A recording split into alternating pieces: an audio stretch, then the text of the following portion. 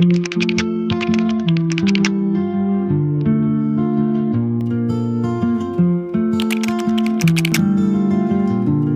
cuties! Welcome to my YouTube channel. 2026 අවුරුද්දේ මම ගෙන මගේ පළවෙනි vlog එකට ඔයාලා හැමෝමම සාදරයෙන් පිළිගන්නවා.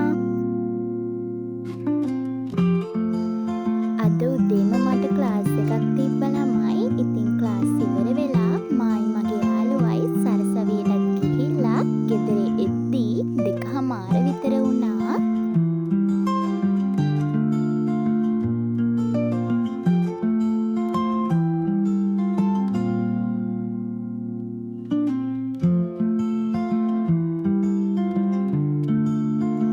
අපේ නයිට් ස්ටඩි සේෂන් එක පටන් ගන්න කලින් ෆ්‍රෙෂ් වෙලා ඉන්න එපැයි. ඔන්න මම ගෙදර එද්දී මෙයා හොඳට මගේ ඇඳුට්ට වෙලා නිදි. ඉතින් මම වොෂ් දාලා මගේ තව තිබ්බ පොඩි වැඩ ටිකත් ඉවර කළා. බුදුන් වැඳලා රෑටත් කාලා මම මගේ ස්ටඩි සේෂන් එක පටන් ගත්තා. ඉතින් මම මේ දැන් යන්නේ මගේ ටුඩු එක හදාගන්න. ටුඩු එකක් හදාගත්තම අපිට එදා දවසේ අපි මොනවද කරන්න කියලා අපිට ප්ලෑන් කරගන්න පුළුවන්.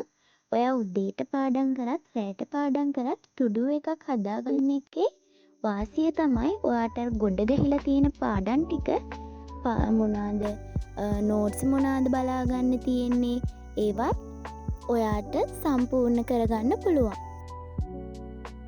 මේකෙදි ළමයි ඔයාට කරන්න තියෙන ඔක්කොම වැඩගොඩ ටුඩු එකට දාන්න යන්න එපා. ඔයාට එදා දවසේ ඒ වෙලාව ඇතුළත කරන්න පුළුවන් කියලා හිතෙන ප්‍රමාණයක් විතරක් දාන්න.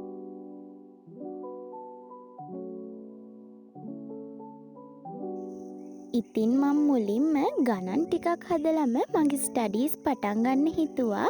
මොකද ගණන් ටිකක් හදලා පටන් ගත්තාම අපේ මොලේ ඇක්ටිව් වෙන නිසා තියරි පාඩමක් මුලින්ම බලන්න පටන් ගත්තොත් අපිට ටිකක් කම්මැලි හිතෙන්න හින්දා මම ගණන් ටිකක් හදලම මගේ ස්ටඩීස් පටන් ගත්තා.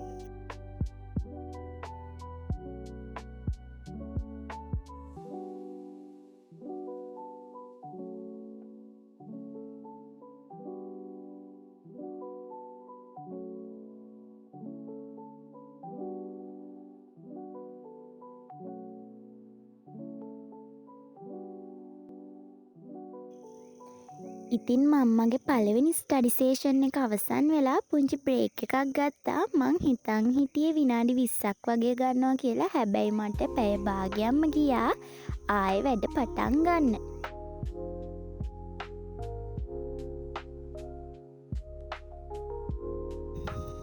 ඉතින් මගේ channel එක subscribe කරලා වීඩියෝ එකට like එකකුත් දාලා ඔයාගේ පුංචි අදහස යටින් කමෙන්ට් කරගෙන යන්න කියලා ආදරෙන් ඉල්ලනවා.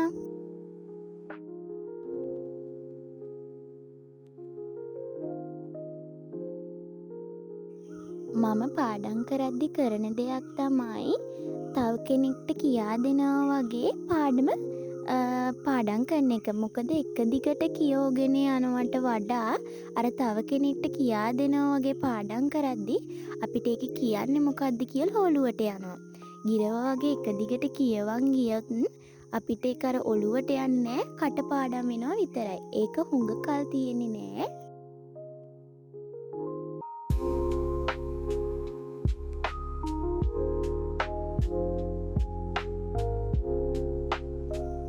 ඉතින් මන් මගේ දෙවැනි ස්ටඩි සේෂන් එකත් ඉවර කළා.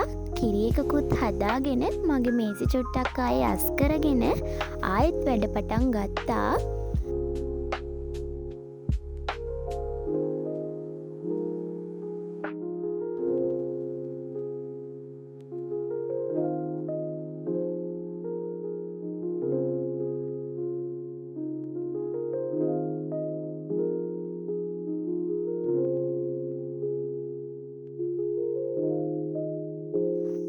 ඉතින් මන් මගේ කම්මැලිකම යන්නත් එක්ක කාම් මියුසික් එකක් දාගත්තා. ටයිම් එකකුත් තියෙනවා ඒකේ. මම හුඟක් වෙලාවට පාඩම් කරද්දි කරන දෙයක් තමයි ඒක. හුඟක් අය සින්දුත් අහනවා. මේ වගේ මියුසික් ට්‍රැක් අහන්නත් පුළුවන්. අවදි සාවධාන පිටට යන කෙනෙක් නම් පාඩම් කරද්දී මියුසික් අහන්න එපා. මොකද එතකොට පාඩම් කරන්න එකට ඩිස්ටර්බ් වෙන නිසා.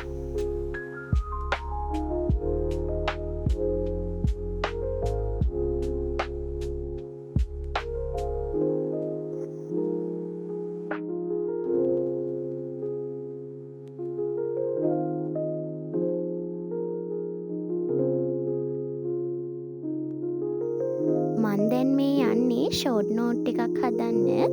අපිට පාඩම් කරද්දී භාවිතා කරන්න පුළුවන් එක ට්‍රික් එකක් තමයි ෂෝට් නෝට් ගහන වැඩේ. හුඟක් අය ෂෝට් නෝට් ගහනවා.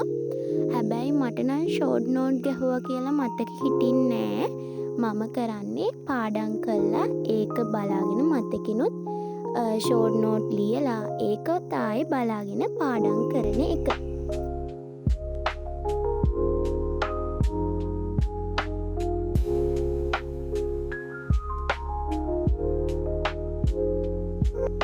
මම පැයක් වැඩ කළා විනාඩි 15ක් 20ක වගේ බ්‍රේක් එකක් අරගෙන තමයි ආයේ ස්ටඩි සෙෂන් එක පටන් ගත්තේ. මොකද එක දිගට වැඩ කරන්නත් අමාරුයි නිසා මම ටයිම් එකත් විනාඩි 20න් 20 වගේ වීඩියෝස් තමයි දාගත්තේ. මොකද පැයේ වීඩියෝස් දාගත්තාම මට නිකන් අර ගොඩාක් වෙලා බලා ඉන්නා වගේ අමාරු ගතියක් දැනෙනවා. ඉතින් ඒක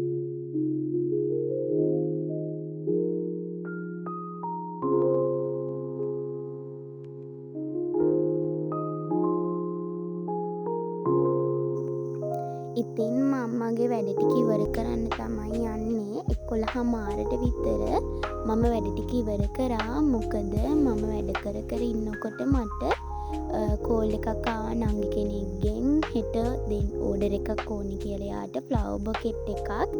ඉතින් මම්මගේ වැඩ කරපු මේසේ අස් කළා. මම හදපු ෂෝට් නෝට් ටිකත් මම බිත්තියේ වෙනම හදලා තියෙනවා. IT වලට අර ෂෝට් නෝට් ටික අලවන්න තැනක් ඒ ටිකත් එතෙන්ට ඇඩ් කරලා මගේ ඕඩර් එක කම්ප්ලීට් කරන වැඩේ පටන් ගත්තා.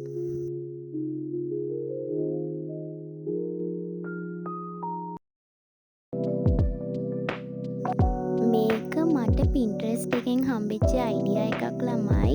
ඒකේ මේ විදිහටම බටර්ෆ්ලයිලා දාලා තමයි තිබ්බේ. මම ඉතින් ඒක මගේ ස්ටඩීස් වලටත් උදව් වෙන විදිහට ෂෝට් නෝට් ඇලෙව්වා. මට හිතෙනවා මේක අන්තිමේදී ලස්සනට එයි කියලා.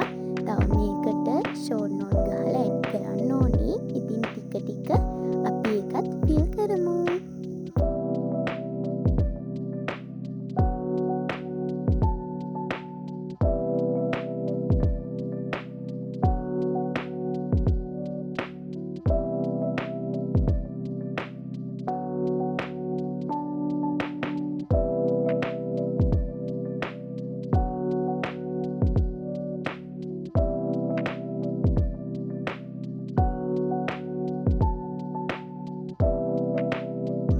ඉතින් ඔන්න මම මගේ ඕඩර් එක කම්ප්ලීට් කරන වැඩේත් පටන් ගත්තා. එතකොට තමයි දැක්කේ මිනෝලි අක්කිගේ බ්ලොග් එකක් දාලා තියෙනවා කියලා. ඉතින් මම ඒකත් බල මගේ ඕඩර් එක කම්ප්ලීට් කරා.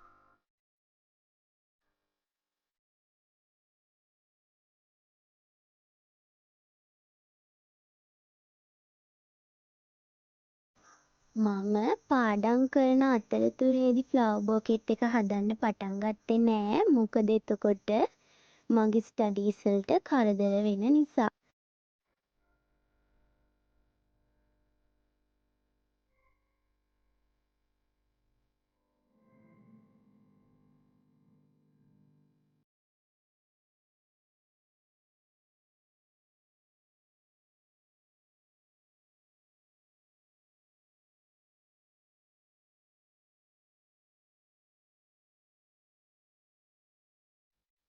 මම පෙති ටික හදාගෙන ඉවරයි ළමයි. දැන් තියෙන්නේ ෆ්ලවර්ස් ටික හදාගන්න.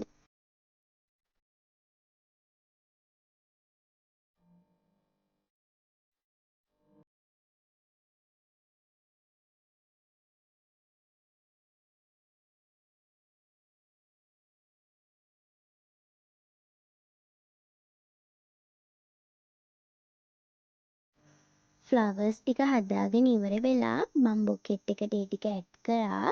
රැපින් කරාට පස්සේ ලුක් එක තමයි මේ. ඉතින් ඒකත් ඉවර කළා. to do එකත් ඉවර කළා. නිදාගන්න තමයි හදන්නේ. එහෙනම් අදට ගිහින් එන්නම්. Thanks for watching. Bye bye.